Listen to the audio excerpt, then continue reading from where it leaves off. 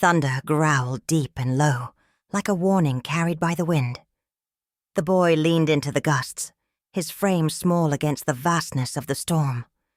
Rain lashed his face as he peered through the haze, watching the figure grow larger, closer, until it was no longer a shape in the distance but a man cloaked in shadows. His steps were slow but deliberate, the storm seeming to part for him, the earth trembling faintly beneath his feet. The boy's heart thudded against his ribs as whispers reached his ears. Huddled under shelters, villagers murmured prayers and warnings. No one dared step forward, their eyes wide with fear as the stranger passed them without a glance. His cloak clung to his shoulders, heavy with rain. But his posture never faltered. The air around him was thick with something unspoken, a weight that pressed down on all who stood in his presence. A voice, low and guttural, cut through the storm. The words were sharp, biting, like the crack of a whip. The sky seemed to answer, splitting open with a jagged streak of light. The bolt struck the ground with a deafening roar, scattering those who had lingered too close. Screams filled the air, and children clung to their mothers, trembling. The stranger stood unmoving, his shadow long and dark against the flash of lightning. They said this would happen, someone whispered, barely audible over the pounding rain. The curse of the thunder god. Another voice, older, more skeptical, muttered, old tales to frighten children. But what if it's true? The crowd buzzed with fear, their words tangled in superstition and disbelief. A name rippled through the whispers, an ancient name tied to stories of wrath and ruin. The boy's fists clenched at his sides, his knuckles white. The elders had warned them to stay back, to not interfere. But he could not look away. His legs moved before his mind could stop them, carrying him closer, closer to the figure that everyone else avoided. The rain soaked his tunic, and the wind howled in his ears. But his curiosity burned brighter than his fear. From the shadows he crouched low, his breath shallow. The cloaked man muttered under his breath, his words barely audible but laced with a strange rhythm. The boy strained to listen, catching fragments of something. Something about a test, a curse, and the chosen. His skin prickled, his pulse quickening. The man's voice was rough, weighted with something ancient and dangerous. Behind him the village was still. The storm churned above, casting the sky in restless gray. But the people stood frozen, their eyes darting between the stranger and the boy. Fear rippled through them, not just of the man but of what his arrival might mean. It was as if the storm itself had seeped into their bones, filling them with unease. Another crack of lightning illuminated the stranger's face, just for a moment. His eyes, fierce and unyielding, seemed to pierce through the boy's resolve. The connection was brief, but it struck deeper than the lightning ever could. The boy stumbled back, his chest tight, his mind racing with questions he couldn't yet name. In the distance, the thunder rolled on, a steady drumbeat of tension that refused to break. The boy stared at the horizon, his hands clutching a worn, wooden staff. The fields stretched endlessly before him, a golden ocean swaying in the breeze. Yet his gaze wandered far beyond them. His heart ached for something more, a life that stretched past the boundaries of chores and the hum of routine. He dreamed of distant lands, of adventures that would carve his name into the stories told under the village's ancient baobab tree. A voice broke through his thoughts, sharp and heavy. The elder's tone was laced with disapproval, each word landing like a stone. Dreams do not fill bellies or mend roofs. Keep your head down and your hands busy. The boy nodded but clenched his teeth. He could see the doubt in the elder's eyes, the unspoken belief that he was not enough. It ignited a quiet defiance within him. The stranger stood at the edge of the village, his dark cloak damp with rain. The air around him felt colder, heavier, as if the storm had followed him in secret. He pulled back his hood, revealing a face etched with lines of age and stories untold. His voice carried an unsettling weight as he introduced himself. I'm called Nyoka," the villagers whispered, their voices hushed but filled with urgency. "A griot," one murmured, "but not just any storyteller. They say his words bring curses." Another voice chimed in, trembling. "The thunder god's servant, perhaps. Do you not see how the sky darkens when he speaks?" The healer spoke firmly, her hands busy grinding herbs into a thick paste.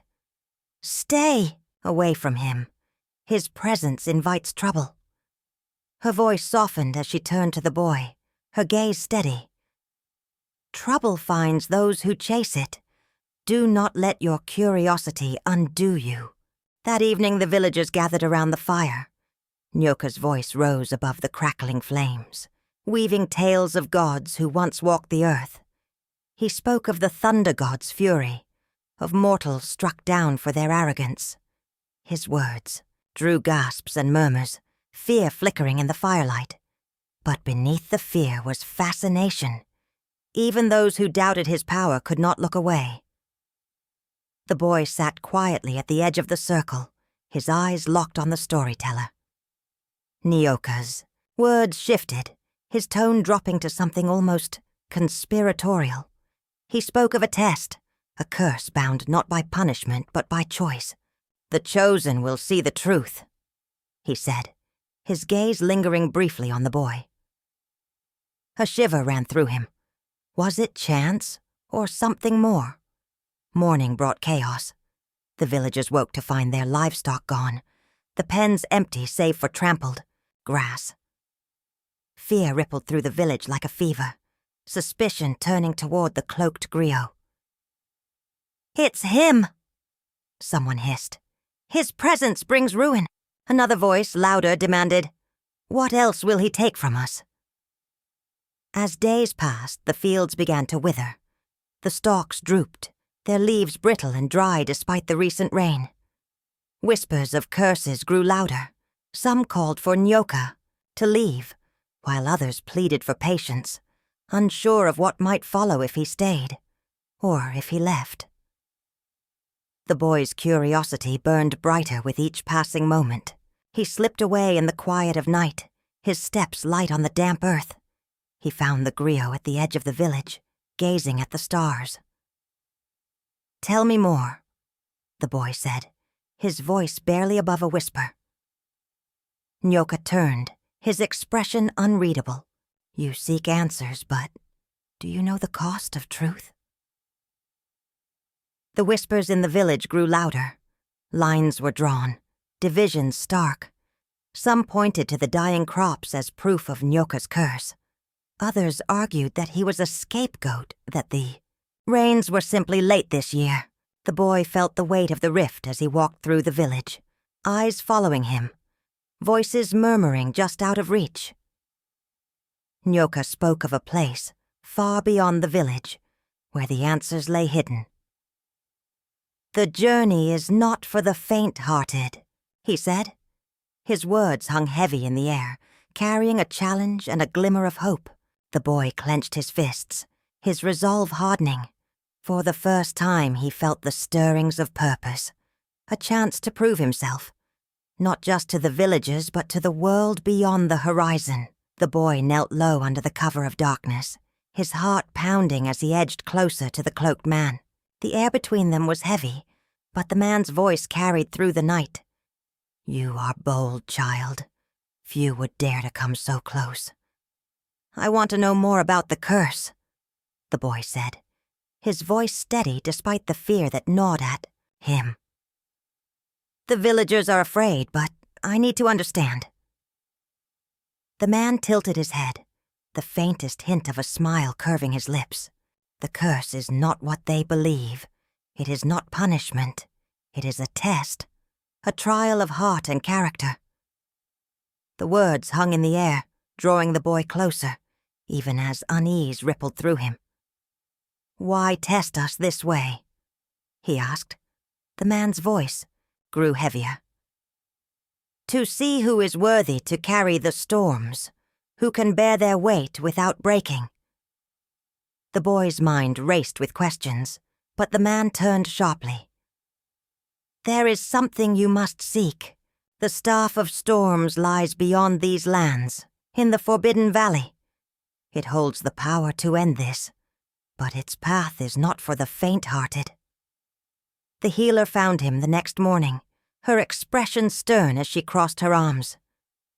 "You've been near him, haven't you? I told you to stay away." The boy lowered his gaze but did not answer. She stepped closer.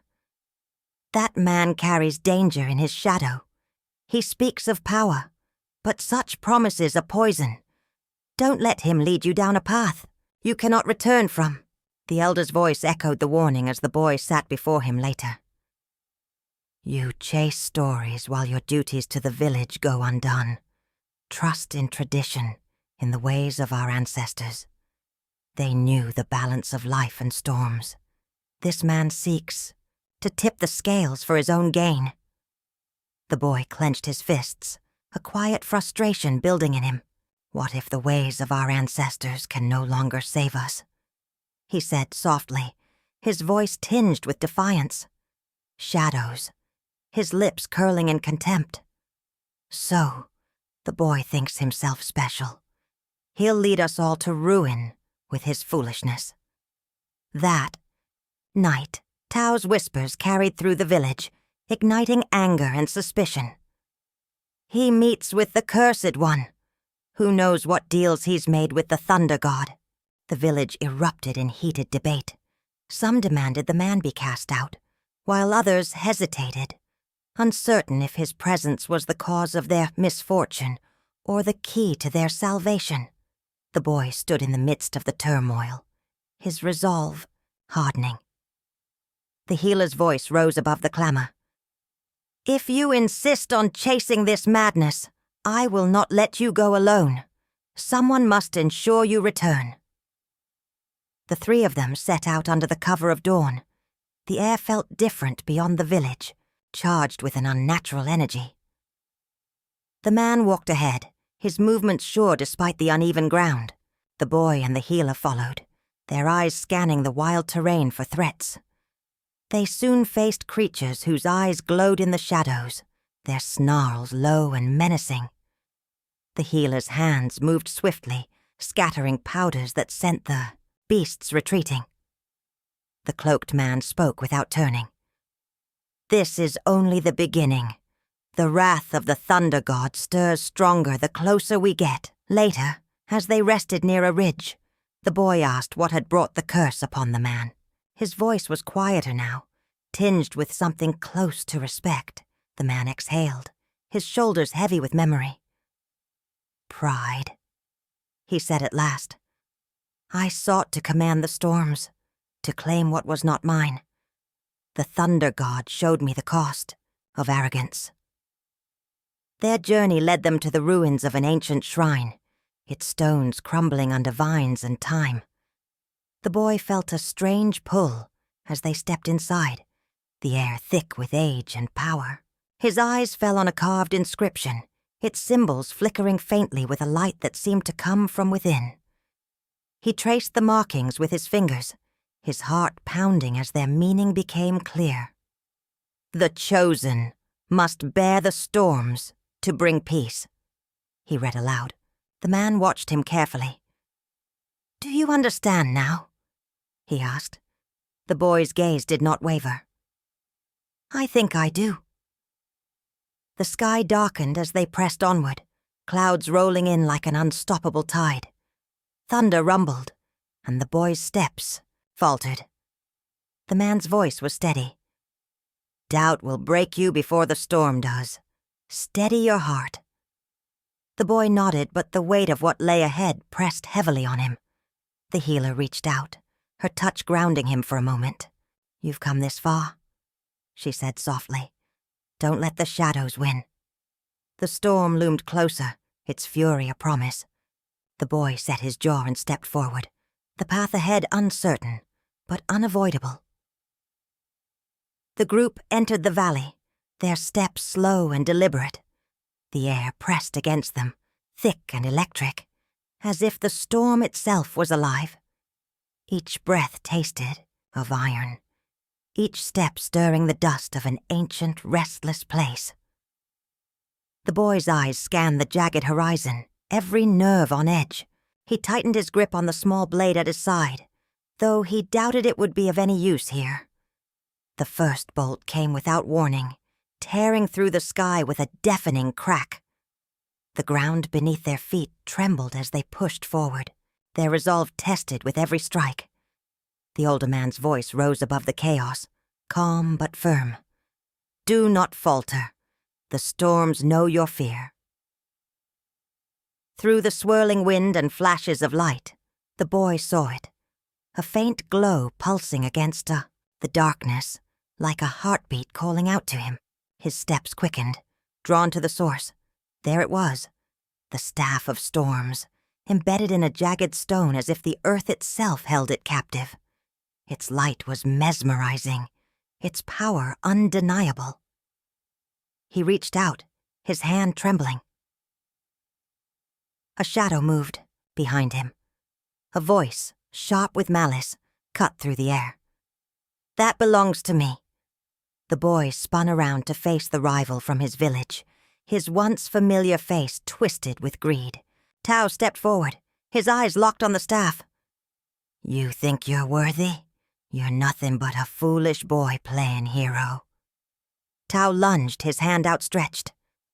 The staff reacted violently, a surge of energy exploding outward, throwing them both back.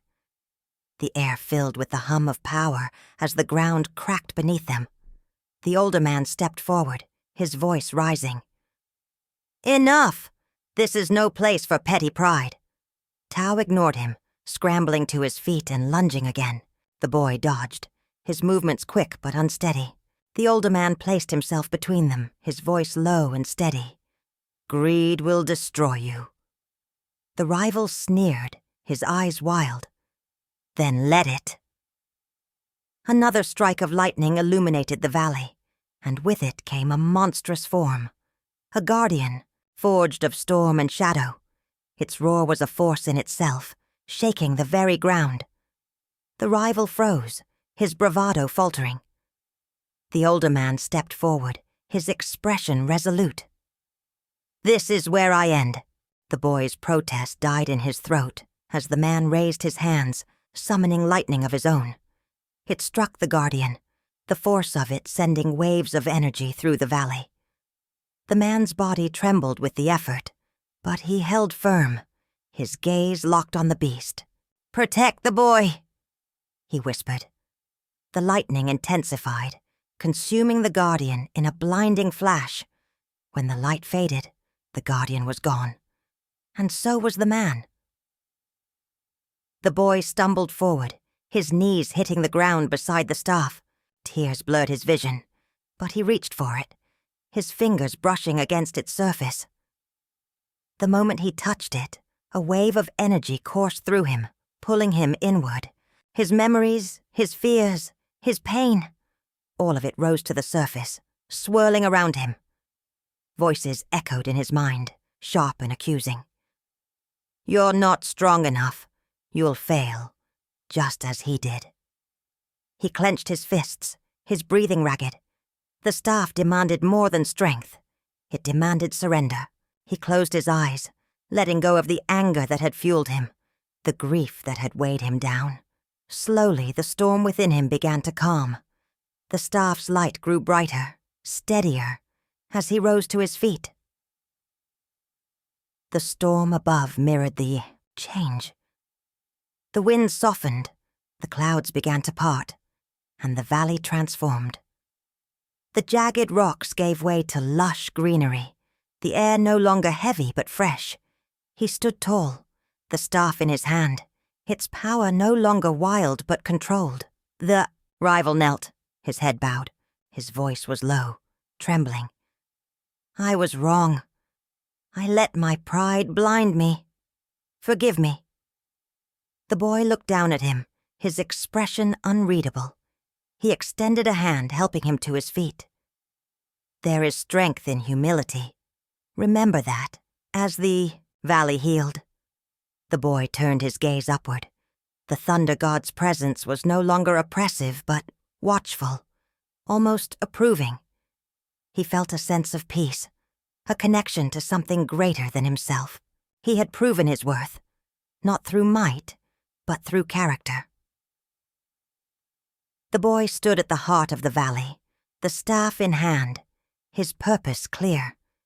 He was no longer the uncertain child who had gazed at the horizon. He was a leader, a guide, a protector. And as the last of the storm clouds drifted away, he knew this was only the beginning. The boy walked through the gates of the village, his steps slow, his shoulders heavy with the weight of all he had seen. His grip on the staff was firm, its light dim now, but steady. The air was quiet, and the village that once buzzed with whispers of fear now stood still, its people watching his return. Eyes widened at the sight of the staff, and the weight of their gazes followed him. The villagers began to gather, their faces a mix of awe and shame. The rift that had divided them felt distant now, overshadowed by the boy's presence. The healer stepped forward first, her voice steady and soft. "You came back." Another voice rose from the crowd, hesitant yet hopeful. "You ended the storm." The boy nodded, his words calm but filled with conviction. "The storm is quiet now, but its lesson remains." The elders stood at the forefront, their silence heavy. Finally, the oldest among them spoke, his voice trembling. "We doubted you. We doubted ourselves. And in doing so, we nearly lost what mattered most." The boy met his gaze, his own steady but kind. "The storm tested all of us. It revealed our fears and our strength." He turned to the crowd, his voice rising. "Nyoka's sacrifice was not in vain. He showed me that strength is not in defiance, but in humility. He taught me that storms pass, but their lessons stay." He held the staff high, its light flickering gently, a symbol of their shared struggle. "This belongs to all of us, a reminder of what we endured and what we became." The elders stepped aside as he carried the staff to the sacred hut, their silence a mark of respect. He placed it in the center, its glow casting soft shadows on the walls. The hut, once a place of prayer and petition, now held a symbol of triumph and unity. As he stepped back, the boy felt a weight lift, replaced by a quiet resolve. Outside, the villagers began to sing. The songs were old but carried new meaning, their melodies blending with laughter and the rhythm of drums. Food was brought out, and fires were lit, their glow chasing away the remnants of the storm.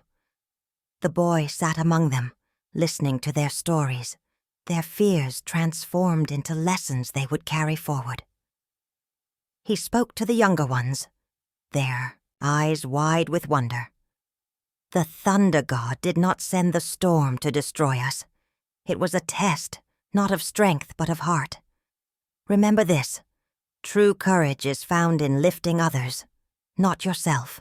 The village, once fractured, began to thrive again. The crops returned greener than before, and the animals roamed freely. The people worked together, their divisions healed by shared purpose. The boy watched it all, his heart swelling with pride not for himself, but for the village that had grown stronger through the storm. As the stars filled the sky, he found himself at the edge of the village, his gaze on the horizon. The distant hum of thunder reached his ears, a gentle reminder of the storms yet to come. A faint smile crossed his face as he stood tall, ready for whatever lay ahead. The journey was not over, but he knew now that he was not alone. The village was with him, and he was with them. Together they would face the storms and find peace in their wake. The boy sat quietly under the shade of the baobab tree, the cool earth beneath him a welcome contrast to the weight in his heart.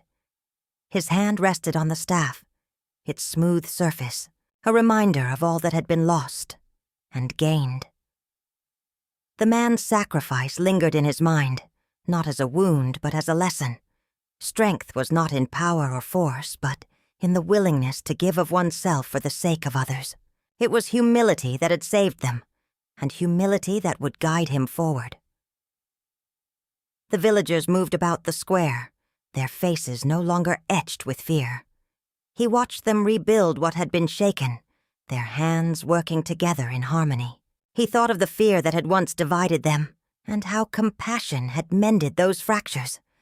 Fear had kept them apart, but compassion had brought them back together.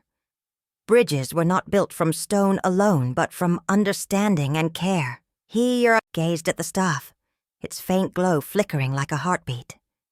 He had confronted the storm within himself, the doubts and fears that had held him back.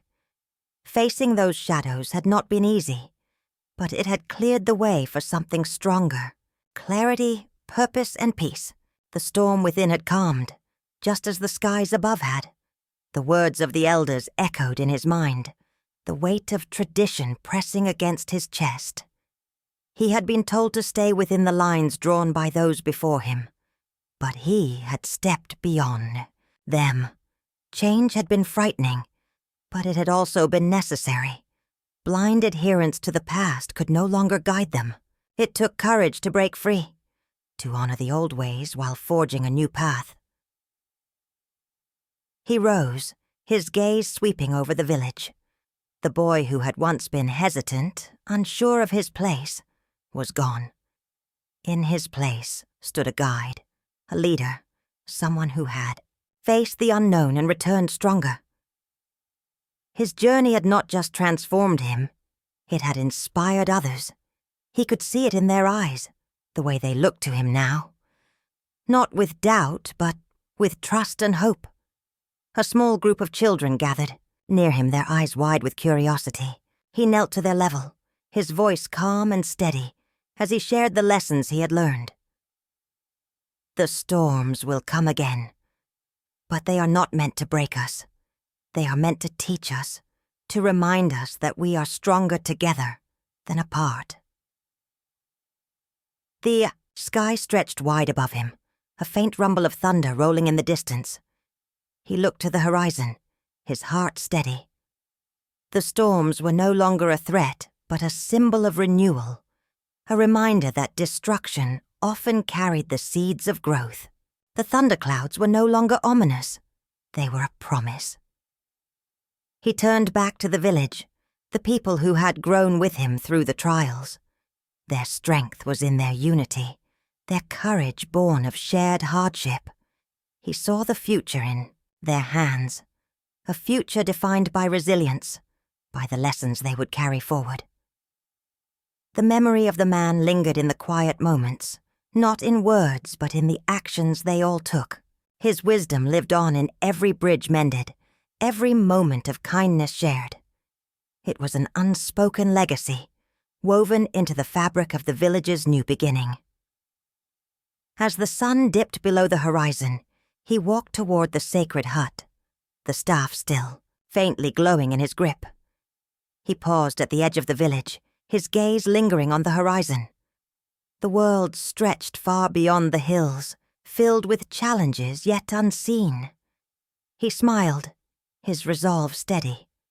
The storms would come, and he would face them, not alone, but with the strength of all he had learned and all that he had yet to teach.